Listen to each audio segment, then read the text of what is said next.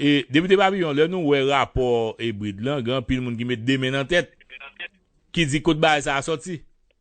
Bon, alors, faut me dire que, rapport bride là, moi, il y a un pile, journal, surtout médias en ligne, et qui prend très au sérieux, et qui a porté des chiffres, bon, nous, moi-même, mon papa, mettait en doute, fiabilité, rapport là. C'est-à-dire que je ne vais pas parler de échantillonnage, je ne vais pas parler de conditions, je vais partir de, un principe que, sondage d'opinion, il réunit les conditions de fiabilité. Je vais crédit ça, même si je n'ai aucune raison pour me parce que même dans l'élection en 2010, je te dit, m'a gagné l'élection et puis j'ai perdu l'élection. Même j'entends avec Mme Maniga, à deux occasions, rapport Brité comme gagnant de l'élection présidentielle, nous voyons qu'elle était perdue. Donc, tout ceci pour dire qu'un sondage reste un sondage, mais le danger avec les sondages d'opinion, c'est que souvent, on confond sondage d'opinion et volonté populaire. Il n'en est rien. Et c'est ça qui fait que même mes créatiques ça, pour me dire que un sondage d'opinion, un sondage d'opinion, n'est pas l'expression de la volonté populaire.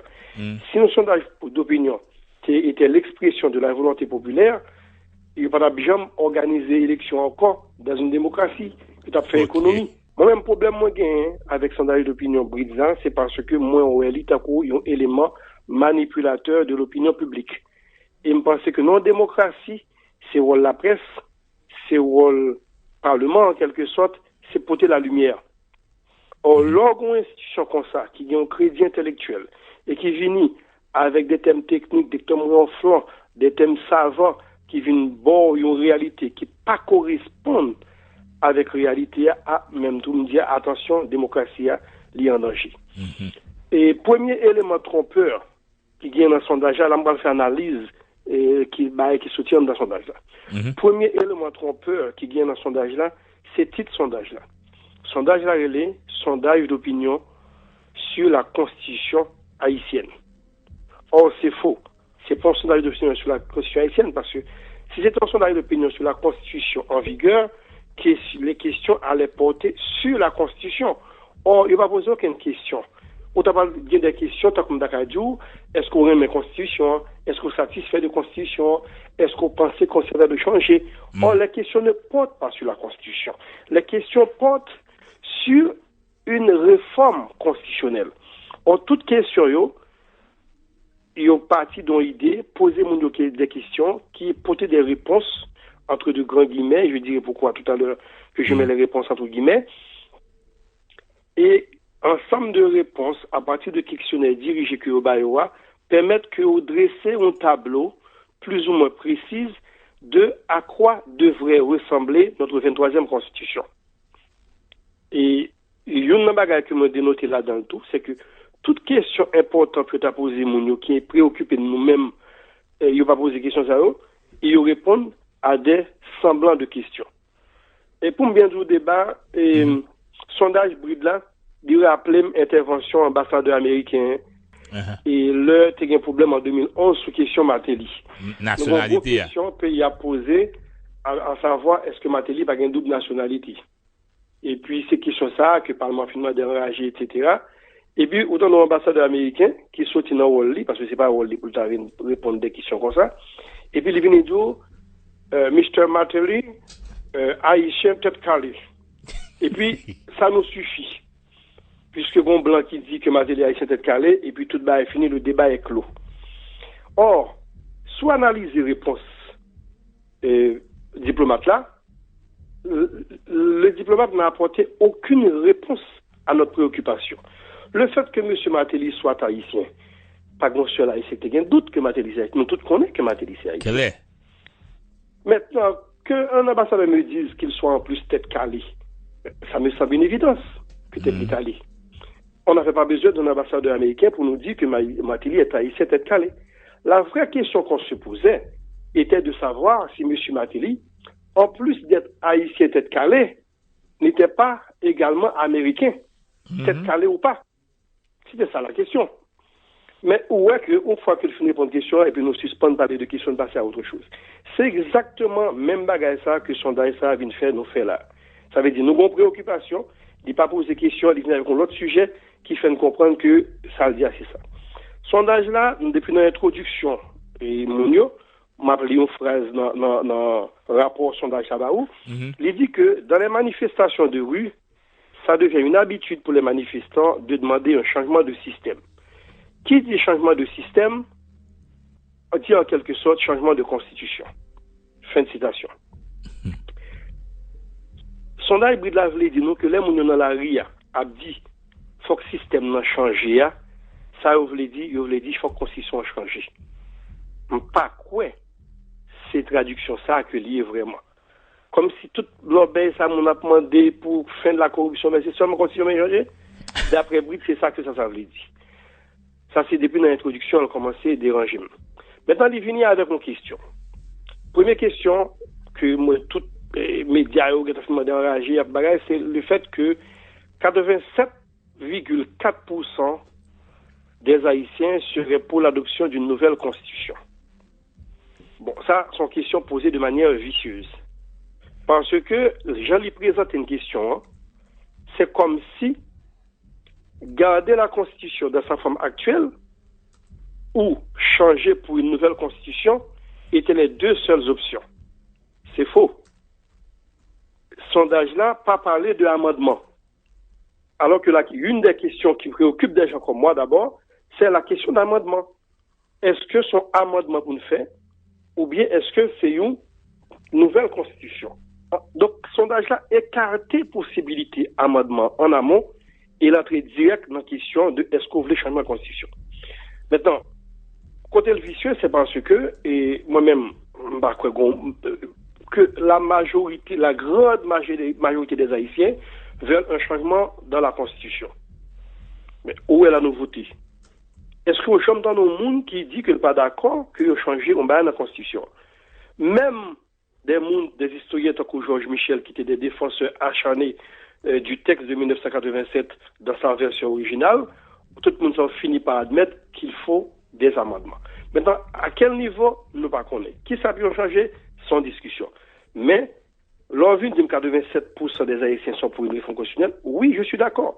Mais on ne pas dire combien qui voulait amendement ou combien qui voulait une nouvelle constitution. Alors, différence pour me dire, Mounio, avec entre amendement et nouvelle constitution, c'est que l'amendement, c'est ça que les Américains ont fait. Les Américains ont une constitution depuis l'indépendance, sur une constitution, et puis ils ont 27 amendements.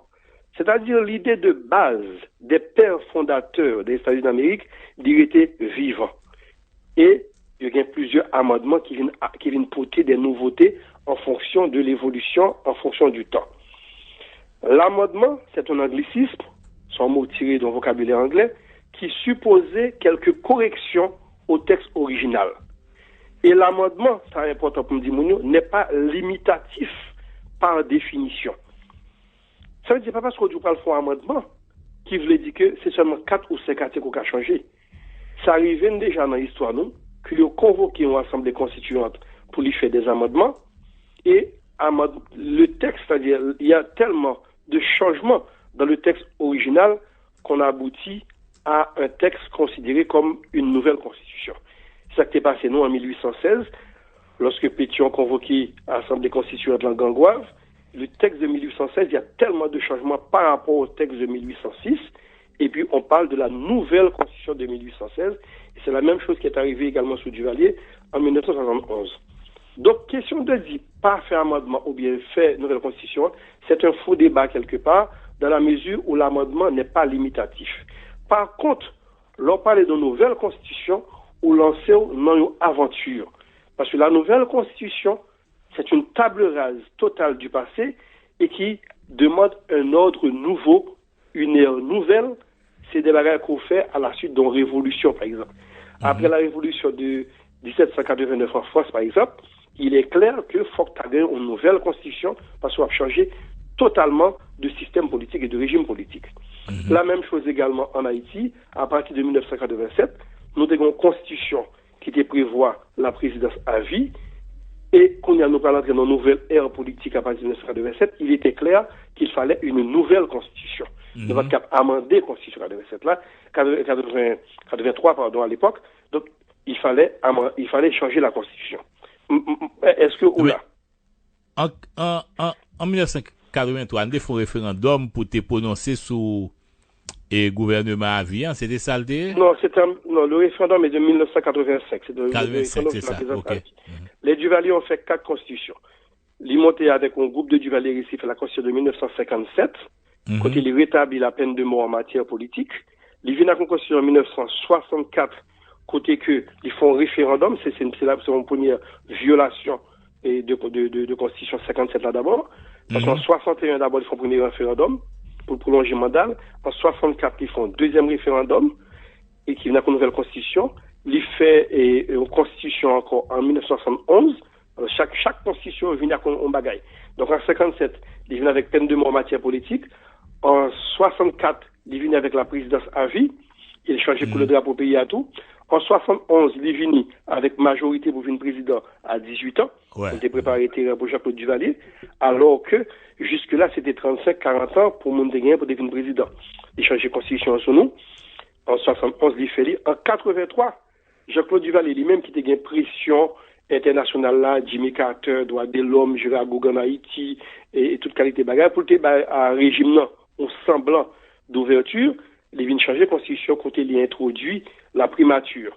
Contrairement à ça, le monde pensait c'est pas la constitution de 1987 qui a amené la primature, c'est la constitution de 1983, même si on n'a jamais eu de premier ministre sous Duvalier. Mais c'était l'idée à l'époque. Donc les Duvalier à eux seuls ont fait 4 constitutions. Donc chaque fois les hommes rigolent bagarre, ils cherchent une constitution pays. Maintenant, donc ça c'est le premier chiffre de 87.4 de Haïtiens qui est une nouvelle constitution. On conteste parce que 87,4% de Haïtiens capables de dire qu'ils ont besoin de changement dans la constitution, mais ils n'ont pas précisé si c'est amendement ou bien si c'est une nouvelle constitution. Très bien.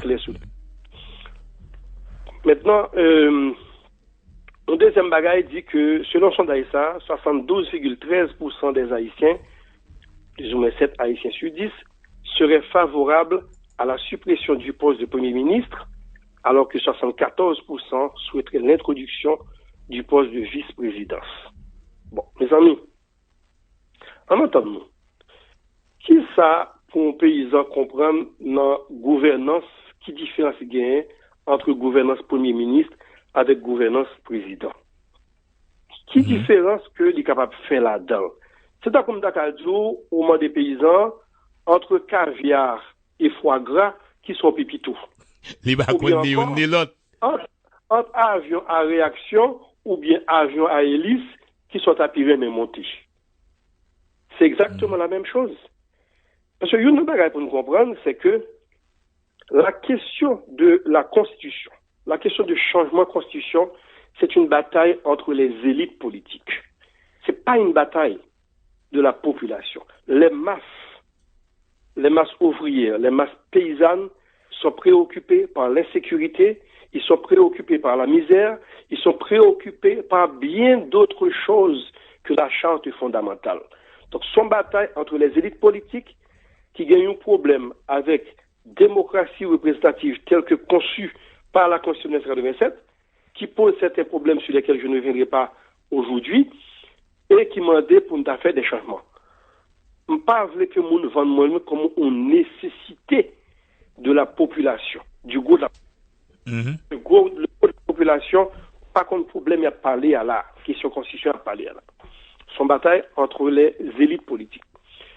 Il y a un autre chiffre encore, qui c'est 75% des sondés opteraient pour une chambre unique et 71% pour la suppression du Sénat. Ou là, débat. Là, ma suivi avec un pile attention, député. 75% de monde dit que pour une chambre unique, ça veut dire éliminer une chambre. Et l'autre là dit lui-même il va dans le Sénat. OK. Et premier bagage pour nous comprendre, c'est que faut que nous fassions un petit rappel historique. Et Haïti fait 2 expériences monocamérales. Et ça veut dire qu'avec une seule chambre. Première expérience monocamérale, nous fait de 1806 à 1816 sous Pétion. Côté que nous avons un Sénat tout puissant, c'est Pétion lui-même pour contacter Feli, pour être capable de contrecarrer Christophe. Christophe vient pas prendre un piège à Christophe monter dans nous, là le fait Royaume-Uni. Pétion vient retrouver avec Baessa que le pas qu'à gérer pays. Pétion fait bac en 1816 des convocations des constituantes pour qu'il y ait introduit 2 chambres à partir de 1816. Et de 1816 jusqu'à 1957, malgré toute constitution que nous changeons, par exemple, à l'époque, écoutez, on remettait en question la question du bicamérisme. Parce que c'est lui-même qui mettait un vrai équilibre au niveau du pouvoir parlementaire. Retirer le jour de matin pour y mettre encore. C'est capable peut-être discuter sur les thèmes d'élection du Sénat. Est-ce qu'on a besoin de 3 sénateurs par département vraiment? Est-ce que tous les sénateurs sont obligés élus? Ou t'es capable d'envisager un Sénat, par exemple, côté que même j'ai fait dans plusieurs pays d'Amérique latine, et nous avons une constitution qui reconnaît ça, côté que, ou bien des sénateurs à vie, qui est sérieux, c'est des anciens premiers ministres, c'est des anciens présidents de la République, qui c'est toutes des gens qui viennent former le grand corps des sages, qui ne sont pas forcément élus, mais qui là, et qui ont l'autre rôle, et qui ne sont pas obligés de donc, comme c'est le cas actuel, dans la Constitution de 1987. On est capable de poser question sous forme d'élection Sénat. Maintenant, deuxième expérience que nous fait monocamérale, c'est la Chambre, ce qu'on appelait à l'époque l'Assemblée législative de Duvalier à partir de 57. Qui sortait là dans l'île, ou pas l'autre chambre qui peut contrebalancer sa députée ou fait, ou vient gagner un seul de députés à l'époque, au cas où ça été les députés j'approuve, Duvalier. Il était là seulement à faire miroiter un semblant de démocratie au régime et pour légaliser le banditisme politique. C'était tout. D'ailleurs, Nexan, c'est seulement 3 mois par an qui ont été siégés dans le Parlement. Donc, c'est des monos qui étaient là. Donc, ça veut dire mettre 2 modèles monocamérales qu'on gagne dans le pays. Donc, je dis, dis-moi qu'est-ce qu'on voulait? On voulait retourner à l'époque de Pétion ou bien retourner à l'époque de Duvalier? Bridal plus loin. Il dit que 85% des sondés serait pour une réduction du nombre de députés. Attendez bien question. Disons que 85% de monde que l'y interrogé qui pensaient qu'il faut que tu aies moins de députés dans le Parlement. C'est une idée fausse. Et je vais vous expliquer pourquoi c'est une idée fausse. Premièrement, on va retourner question Bridla pour l'autre question. On va demander quelle circonscription prêt pour lui voter pour une constitution qui n'a pas le droit pour le grand représentant. Dis-moi qui est cela. Est-ce que l'allemand, oui? Parce que ça veut dire quoi? Réduire le nombre de députés signifie réduire le nombre de communes. Oui, c'est ça. Représentées. OK? Donc ça veut dire qu'on y a, on dit par exemple, si on prend l'exemple de l'arrondissement de Corail, qui gagne un député pour Pestel, un député pour Corail, un député pour Beaumont et une pour Ozo, qu'on y a, on va dire, mon Pestelio, c'est grand député Corail par le présenté. Bon problème, Chantal, tout quoi. On va dire mon Corail, à partir de la constitution de le voter là, nous pas bien député encore, c'est député Pestel là qui prend le présenté nous au Parlement. C'est ça que ça veut dire. Moi, je pense que la question est mal posée, je vais te dire pourquoi. Moi-même qui est dans la rue, à Cap-Pala chaque jour, et qui comprennent, et ça qu'a passé, Mounio dit que le coût de fonctionnement du Parlement est trop élevé. Ils ont estimé qu'il y a 3 milliards de gouttes de budget pour le Parlement par rapport à reste payé, à besoin payé, ils ont estimé que le droit est élevé. Réduire le coût de fonctionnement du Parlement ne signifie pas forcément réduire le nombre de députés. En clair, sur dit. Il n'y a pas de problème avec le nombre de députés. Il y a un problème comme que ça coûte pays. Maintenant, si on peut présenter une formule qui permet de conserver le nombre de circonscriptions représentées actuelles au Parlement en réduisant le coût de 50%, je suis sûr qu'ils sont preneurs. Parce que réduire le nombre de députés, est-ce qu'on augmente le budget par à 4 milliards, qu'est-ce qu'on résout? Il n'y a pas de problème avec le nombre de monde qui est réservé, il y a un problème avec combien que le Parlement a coûté. C'est en ce sens que je dis que les questions, c'est la formulation des questions qui est vicieuse. La formulation est vicieuse et qui peut induire nous en erreur dans série de bagailles. Maintenant, et l'autre question encore, m'a réagi sur lui, c'est question de la double nationalité. Ah oui. 71,9% des Haïtiens seraient pour en faveur de la double nationalité. Maintenant, forme de question de double nationalité, ça, c'est pas Constitution 87 nationale qui posait dit, sont questions qui posaient en Haïti à partir de 1874, de la Constitution de 1874. Et qui ça que gagné à l'époque, t'es une série de, on est pays, ça a toujours gagné bouleversement, toujours gagné, ça a été les révolutions, entre deux grands guillemets, parce que c'est pas même définition de révolution avec eux. Et à ce moment-là, qu'on y a, au vin gagné dans toutes des autres ça parfois yo boulon quartier yo crasé caïmoun etc. Eh ben étrangers qui vivent en Haïti yo parfois des commerçants allemands des commerçants français etc. yo assigné yo sous gouvernement haïtien pour que le gouvernement haïtien remette au cobio pour dédommager yo de problèmes qui gagnent après chaque révolution. Conseil de haïtiens à l'époque qui prend l'autre nationalité française ou allemande etc. et puis les même à l'arrivée yo qui ont demandé des dédommagements tout, même gens avec citoyens étrangers ont des dédommagements. Et c'est à partir de ce moment-là que ont commencé à mettre des lois dans le pays qui interdit la double nationalité. Maintenant, je pense que bagarre que nous avons besoin de résoudre par rapport à la quantité haïtienne que nous avons dans la diaspora et qui pas doit perdu droit dans le pays, il faut qu'il y ait une différence entre ce qu'on appelle la double nationalité et ce qu'on appelle le cumul de nationalité. Différence entre deux, c'est que double nationalité, ça veut dire que l'on Haïti, sur le territoire national, ou grand monde, ou on doit dire c'est américain, ou on doit dire c'est haïtien, suivant ta meilleure convenance. On a fait une fonds là, et puis le passeport américain, et puis l'ambassade, il vient chercher.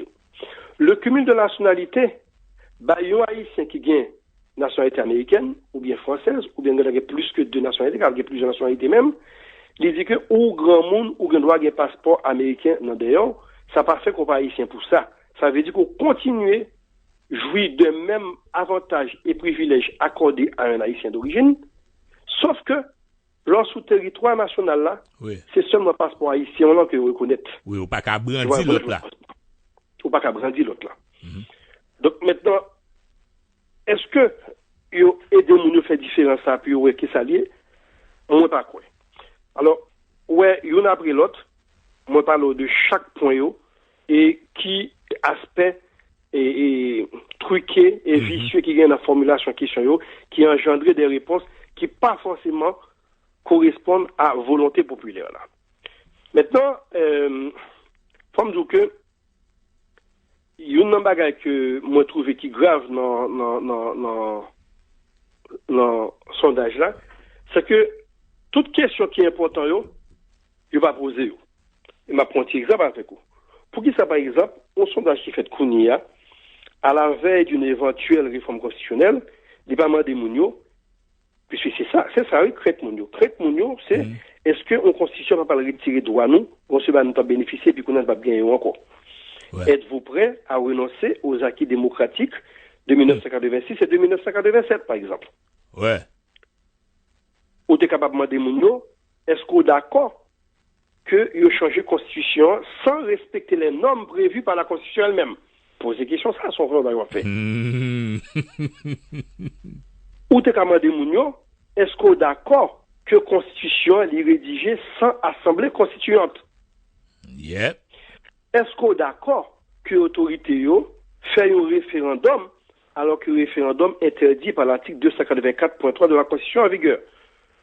Mais je ne peux pas comprendre comment 4 questions élémentaires comme ça, nous, pas poser dans le contexte que nous y a là, et puis même si je ne pas faire attention, si je m'applique 2-3 petits journaux en ligne qui a voyé monter sans pas réfléchir, je peux comprendre que le peuple là, a une carte verte, puis on fait salver. Et c'est pour ça que je prends mes créatiques là, pour me démonter, et une par une, question ça. Faut me dire que, l'article, moi, dit que la parole n'est pas faite pour cacher la vérité. La parole, elle est faite pour dire la vérité. Citation de José Martí pour être cubain. Et moi, faut me dire, mon auto, sur question, référendum, non, pas grand qui peut dans jouer que question référendum, non. Ou référendum, non, c'est même bagali avec un sondage. Ou comment je démonter sondage là pour vous? C'est comme ça, je suis capable de démonter et idée référendum, non, pour vous, même genre. Pour qui ça? Référendum, c'est mon bagage qui était dans la législation haïtienne. Bon code bail ça sorti. Premier référendum nous fait en 1918. Pendant que les Américains ont besoin de changer un bagage qui était dans la loi haïtienne depuis Dessalines et qui était nuit blanc ou en pile qui s'altérait son loi qui était dit aucun blanc pas gain droit fouler le sol national à titre de propriétaire ou de maître. Il était interdit que blanc possédait terre en Haïti. La constitution impériale du 20 mai 1805 de Dessalines. Et toute constitution que nous gagnons de 1805 à 1889, il n'a pas jamais changé l'article ça. En 1918, Américains ont besoin de faire des affaires en Haïti. Ils ont besoin de changer la Constitution. Ils ont besoin de changer l'article ça. C'est le fameux article 5 de la Constitution de 1918 qui vient de blanc, droit pour eux et faire ça. Il y a l'autre loi encore besoin de mettre en Constitution. Il y a besoin de mettre que toute l'ordre que un collaborateur haïtien exécuté sous l'ordre de l'occupant américain, la justice haïtienne n'a pas le droit de poursuivre pour ça. Ni même, ni blanc. Qui sont des éléments comme ça. Maintenant, parlementaires haïtiens, puisque la Constitution 1889 lui-même, il n'a pas accepté le référendum, il n'a pas accepté changer, et monsieur pas d'accord avec les parlementaires. Nous fait la main entrer en dedans, chasser les parlementaires météo dehors, je parle de parlementaires portugais, parlementaires dans le pays, des parlementaires nationalistes qui parlent de changer la Constitution dans la Convention. Nous mettons les dehors à coup de boc, et puis nous font un référendum, puisque le Parlement a parlé, on fait un référendum. Donc, ils ont organisé le premier référendum de l'histoire d'Haïti en 1918, puis ils ont imposé nous la Constitution de 1918 qui bat tout droit ça. Après ça, le Américain avec Sténio Vincent, alors ils viennent faire un référendum en 1928, et puis Sténio Vincent lui-même vient faire un référendum en 1935. On va exagérer côté monsieur dit que le pouvoir exécutif là, il en l'est sous tête de l'autre pouvoir. De l'autre pouvoir avec délit, mais c'est lui qui chef. C'est lui-même qui est vrai pouvoir. Et puis c'est lui-même tout qui a nommé sénateur. Sur 21 sénateurs, Vincent dit que l'exécutif là a nommé 10 là-dedans. Donc en gros, monsieur domestiqué Parlement. Donc il n'y a pas de séparation de pouvoir. Vincent, dictateur tout puissant. C'est référendum 1935 Balil. Lorsque, après révolution 1946, les SCO tombés en janvier 46, après grève étudiante, Kounia, Negyo, vient dire que le référendum, ça, c'est lui qui fait tomber dans tout désordre, dans toute dérive que nous avons là, nous prenons banni référendum dans la loi pays. Et c'est comme ça que, dans la Constitution de 1946, je sais exactement qui est articulé, parce qu'on y a tout le monde qui est disponible sur Internet. Okay. Pour le monde va décider député papier, on a dit, sur le local, chercher lui. Il y a point que, dans l'article 148 de la Constitution de 1946, il y a écrit toute consultation populaire tendant à modifier la Constitution par voie de référendum est formellement interdite. La même disposition se retrouve non seulement à l'article 148 de la Constitution de 1946, cette disposition se retrouve à l'article 161 de la Constitution de 1950 et également à l'article 191 de la Constitution de 1957 des Duvaliéristes. Il faut que nous disions, ça fait au moins 3 constitutions qui ne sont pas d'accord avec le référendum, l'une et l'autre. Et au préalable, que premier monde qui violait disposition ça, c'est François Duvalier, qui violait en 1961 et nous quittait le violer en 1964 avec les conséquences que nous connaissons. Nous devons faire un rappel historique ça avec vous parce que parfois, analyse ont tendance prend l'histoire d'Haïti à partir de 1987 ou bien à partir de 1957. Il faut remonter plus loin parfois parce que sinon, on est capable de faire de graves erreurs. Donc, m'a fini pour moi dire que le premier danger, c'est le référendum. Au fond, référendum, on mettait sauvé, on mettait une grenade sur la base semaine ça, parce que le peuple haïtien c'est toujours comme aller par un main. Et c'est une époque, c'est l'armée. Si vous font référendum, on demande de retirer l'armée, vous avez dit oui. Claire. Et puis, oui, même genre, les deux font référendum tout pour retirer le pouvoir dans le président, le Parlement tout pouvoir en 87. Et puis il dit oui, pas un problème. Et puis comme nous disons pas mais c'était Makout Paladin, il y a une grenade qui est l'article 291 qui dit Makout Paladin, et puis il dit monsieur, pas un problème, notre prend tout le reste là. Donc même genre ça, le danger aujourd'hui là, puisque c'est parlementaire va le ouais, tu vas mettre un grenade article 291 qui dit parlementaire Paladin, montre tout le monde pour te bourrer, et puis on y a, c'est après Naoué qui sac Paladin. C'est le premier danger avec le référendum. Pas qu'on gagne constitution sans assemblée constituante. Ou bien 2 formules d'assemblée constituante que nous avons. Et ça m'a dit la fait depuis sous 1801, la première constitution, pas de l'État d'Haïti, la constitution de Toussaint Louverture. Passé sous la première constitution 1805 de Jean-Jacques Dessalines, jusqu'à 1987, pas jamais une constitution qui est rédigée dans l'histoire pays d'Haïti sans que pas une assemblée constituante. Et l'assemblée constituante, ça le forme de 2 façons. peuple est capable de déléguer souveraineté par un représentant, mon pas qu'à dire, m'applique une constitution pour vous.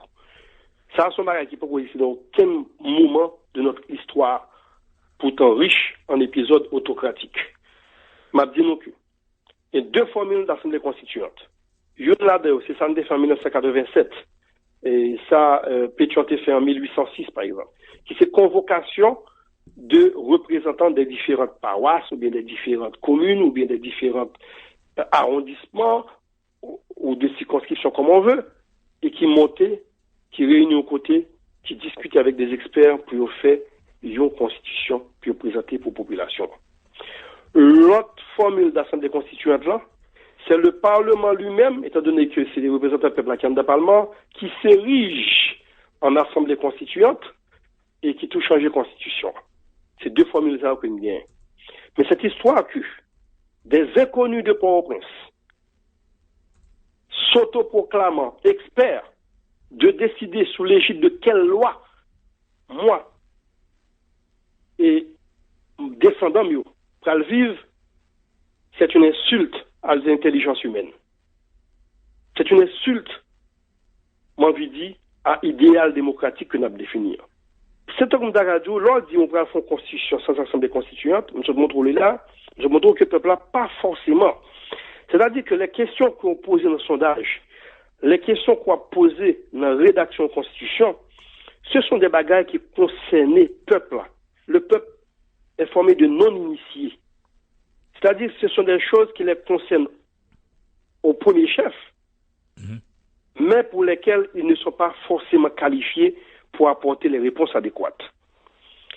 Donc, là, on va comme ça, on constitution sans parfois des constituants de côté peuple là, librement décider qui est si pas le représenter dans l'Assemblée. C'est comme d'accord pour on est qui est accusé, vous voyez le devant le tribunal et pour dire ou pas qu'il doit avoir un avocat.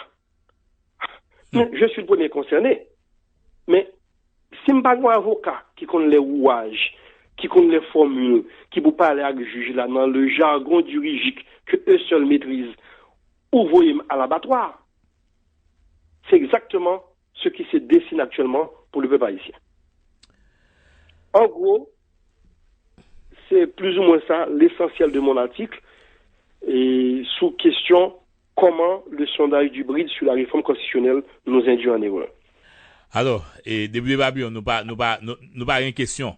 Nous pas une question, je pense qu'on dit et tout ça que t'as dû dire, n'a seulement invité et auditeurs, auditrices et sur différentes plateformes qu'on pourra le publier, monsieur que l'a publié sur tout Haïti et l'a publié sur Nouvelliste. Donc il pourra une possibilité. Absolument. Et pour lire l'article là et le article a fini publié et peut-être tout Haïti a bien des réactions et réaction à bon l'autre interview pour peut-être être capable et fauter ensemble avec l'autre idée. Mais moi-même. Bon, même ça que je trouve qui est dommage en Haïti, par exemple, c'est que pas vraiment un débat d'idées. Ouais, ou pas un espace côté que mon nom d'un bagage et puis moi capable de répondre avec des arguments. Pas d'argumentation, ou même dans le Parlement, pas d'argumentation, n'est pas d'accord, quand les bureaux, ils ferment ou bien jeter à la calibre, ils viennent voter. Ouais. Donc, oui, pas d'échange, ouais. Donc, moi-même, je suis content ça. Moi, je suis content que monsieur, qui a fait constitution pour peut-être yo, il t'a invité, mais que nous t'a débattre de constitution avec eux. Parce qu'il y a plus qu'un an là, toutes les lectures, c'est des lectures qui ont rapport avec la constitution, les différentes constitutions haïtiennes. Je voulais maîtriser l'histoire constitutionnelle de la République d'Haïti.